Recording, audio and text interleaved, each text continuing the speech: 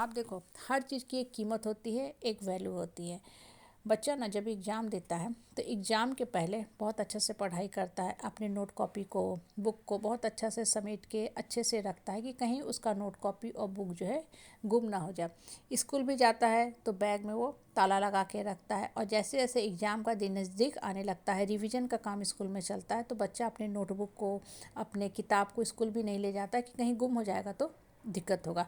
और जैसे ही एग्ज़ाम ख़त्म हो जाता है, बच्चा खुद ही भूल जाता है कि मेरा नोट कॉपी कहाँ गया, मेरा किताब कहाँ गया। बच्चा उस चीज़ से ही पीछा छुड़ाना चाहता है कि अब हमको ये चीज़ दोबारा पढ़ना ना पड़े।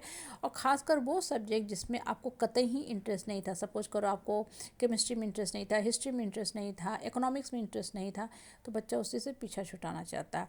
अब गौर करो, तो ये जो छोटी सी बात है ना, हमें जीवन की बहुत बड़ी शिक्षा देती है। आपकी हमारी भी कीमत तभी तक है जब तक आप अपनी कीमत को खुद समझोगे। कहने का मतलब क्या होता है ना, कि अगर आप अपना मान सम्मान खुद दोगे ना, तभी समाज में भी आपको मान सम्मान मिलेगा। क्यों? क्योंकि लोगों को आपकी ज़रूरत है।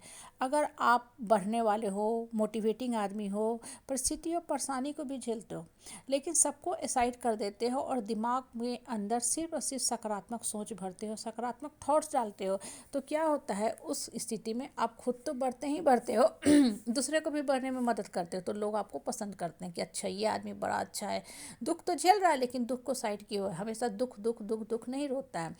और वहीं पे देखोगे, कुछ लोग ऐसे होते हैं जिस समाज में आप रहते हो ना, उनके पास ज़्यादा कुछ दुख होता नहीं है। बस उनकी जो मनगढ़ंत जो सोच होते हैं, नकारात्मक सोच होते हैं ना, उससे वो क्या होते हैं, एक दुख का सिचुएशन, आर्टिफिशियल दुख का सिचुएशन, सुपरफिशियल दुख का सिचुएशन क्रिएट करते हैं, ताकि लोगों का उनकी तरफ अटेंशन जाए। लोग उनसे पूछना शुरू करें, मतलब लोगों को अपनी तरफ वो खींचना चाहते हैं। तो ऐसे लोगों से ना इंसान भी उबने लगता है। लोग पीछा छुटाते हैं कि अरे बेकार का आदमी है, जब बैठो ये इंसान ना परेशान करता रहता है। बेसिकली ये दिमागी समस्या से ग्रसित है, बीमारी का घर है ये आदमी। इसके यहाँ जाते हैं तो मन खराब हो जाता है, लेकिन क्या करें, रिश्ता है, छोड़ नहीं सकते हैं, जाना ही पड़ता है। इसलिए हम इस समय पहुँचते हैं कि तुरंत हमको उठना पड़े। ये कहते कि भाई अब रात हो गया, या हमको XYZ काम के लिए जाना है, हमको ऑफिस जाना है, बच्चे को स्कूल से पिकअप करना है, हाँ, ज़रूरी काम याद आ गया है। मतलब वो इंसान जो है ना, अपना स्तर इतना गिराता जा रहा है ना, हाँ, अपना मानसिक स्तर इतना लो करता जा रहा है कि लोग भी उससे पीछा छुटाना चाह रहे हैं। इसलिए हमेशा अपनी कीमत को बरकरार करके रखो।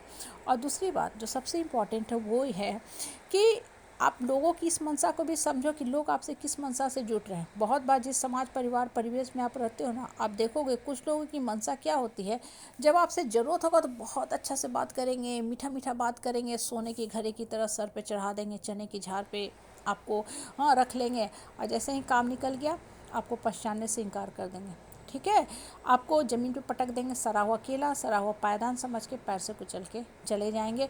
कभी मतलब गले लगाएंगे, कभी गालियों की बौछार करेंगे, कभी पुचकारेंगे, कभी पहचानेंगे ही नहीं। तो ये सब जो कला विधि है ना, आपको सीखना पड़ेगा कि समाज में हमको कैसे रहना है। बहुत से लोग हैं ना, अरे कुछ लोग तारीफ़ कर दिए, उसी में फूल जाते हैं कि हम ही तो हम हैं, हम ही तो हम महान हैं, सब कुछ हम ही कर रहे हैं। और जैसे ही आपसे मतलब निकल जाएगा ना, तो आपको वो गिरा के भी चले जाएंगे। तो जीवन में ना आर्ट ऑफ लिविंग सीखना भी बहुत ज़रूरी है कि कौन सा इंसान हमसे किस मंतव्य से जुट रहा है। कहीं ऐसा तो नहीं है कि मुझे सिर्फ इस्तेमाल कर रहा और हम बस फूले जा रहे हैं, बलून की तरह फूले जा रहे हैं, और जैसे ही ये इंसान का काम हमसे निकल जाएगा, मतलब निकल जाएगा, हमको पहचानेगा भी नहीं। और यहीं से दुख शुरू होता है, क्योंकि होता क्या है ना, कि आप बहुत ज़्यादा दूसरे के लिए अवेलेबल हो गए थे, अब उसका काम निकल गया, मतलब निकल गया, तो वो भी आपसे कन्नी काट लिया। तो जीवन को ना सही ढंग से जीने की कला आनी चाहिए, हर एंगल से बैलेंस लाइफ होना चाहिए, बैलेंस थॉट्स होना चाहिए। ये भी नहीं कि सिर्फ हम दुखी दुख रो रहे हैं, दुखी दुख रो रहे हैं। जब आप बहुत ज़्यादा दुख भी रोगे, तो क्या होगा कि लोग आपसे भागने लगेंगे कि अरे ये इंसान एकदम निगेटिविटी का घर है, हम तो अपने दुख से दुखी हैं, और इसके पास जाते हैं तो और मेरा मन जो होता है ना, सिर्फ निराशा का भाव से घिर जाता है, हमें लगता है कि जीवन ही बेकार है। तो आपको सब कुछ जानना पड़ेगा, पहचानना पड़ेगा कि जीवन को हम कैसे सही ढंग से जी सकते हैं। बहुत लोगों को यही नहीं पता होता है, कहीं भी बैठेंगे ना तो सिर्फ शुरू हो जाएंगे, जैसे लगता है भगवान ने इन्हीं की किस्मत में, झोली में सारा दुख दे दिया है। और वहीं पे कुछ लोग ऐसे होते हैं जो बहुत समस्या भी झेलते हैं, लेकिन चुप रहते हैं, शांत रहते हैं, क्योंकि उनको पता है कि भाई जो दुख है उसका भी समाधान है, सोल्यूशन है। हर प्रॉब्लम जो होती है सोल्यूशन के साथ आती है। तो मन को सकारात्मक दिशा में रखते हैं तो हर समस्या का हल निकाल लेते हैं। इसलिए मन को पॉजिटिव दिशा में